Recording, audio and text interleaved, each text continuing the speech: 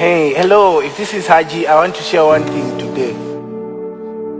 You know what? Belonging to a church, it will never save you. Or being in a choir, it will never change you. It will never save you. One thing that saves us Christian is living in the word and acting on the word. Nowadays, you find out that there are Christians who say that, I'm a Christian. But when you ask him, are you the doer of the word? They'll say that, everyone sins. You may say that everyone sins. That's true. But the Bible talks about us who are God's children. We don't continue sinning because God's seed lives in us.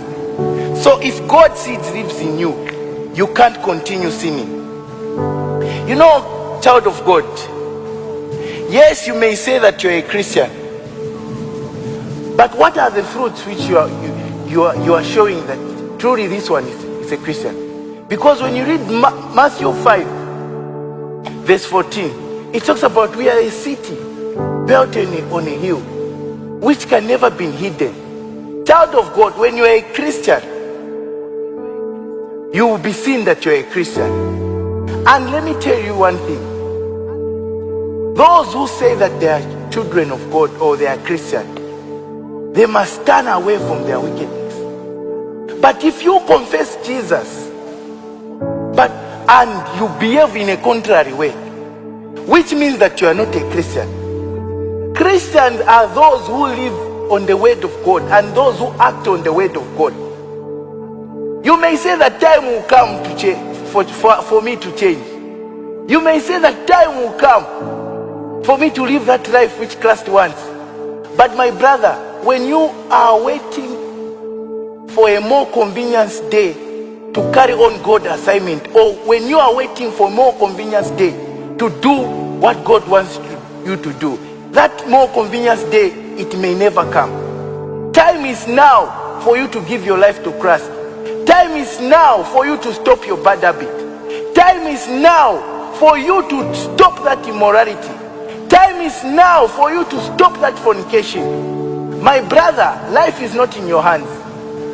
If I may ask, if today it's your last day, where are you going? Or would you say that time is kaliko? But time is now.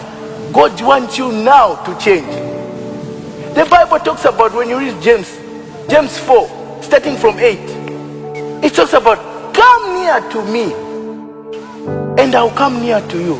My brother, it's your personal decision to make to follow Christ. Your mother can't save you. Your father can't save you. But it's only God who can make you to stop your bad habit.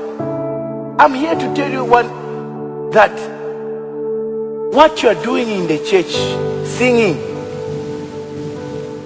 it won't save anyone. Giving money to church, it won't save you. But you stopping your bad habit, that will save you. Isn't what we do in the public that makes us Christians, but what we do in our secret place. Because it's God who knows what we do in our secret place. It's God who sees what we do in our secret place. You may perform activity in the church.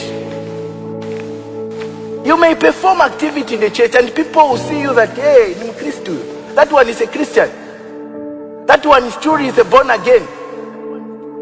But what you do in your secret place is something else. My brother, you can't move God. Everyone reap what he sows. What seeds are you planting today, my brother? Are you planting the seeds of righteousness? Or you are living a life of pretense? Everyone can clap for you that this one is a Christian. Everyone knows that this one is a Christian. But what you do in your secret place is something else. My brother, I'm here to tell you one thing today. That isn't what we do in our public that makes us Christian. It's what we do in our secret place when no one is seeing us. It's what makes us believers. It's what makes us truly born again Christians. My brother, time is now for you to stop your bad habit. Time is now for you to stop your bad habit. If you're waiting for more convenience day, that more convenience day will never come. You may say, truly I'm a Christian. Truly I go to church. Truly I give tithe. But what are you doing? Are you living a life which Christ wants? Because he says that my children will do what I want. And the Bible talks about those who continue sinning are children of the devil. But those who are his,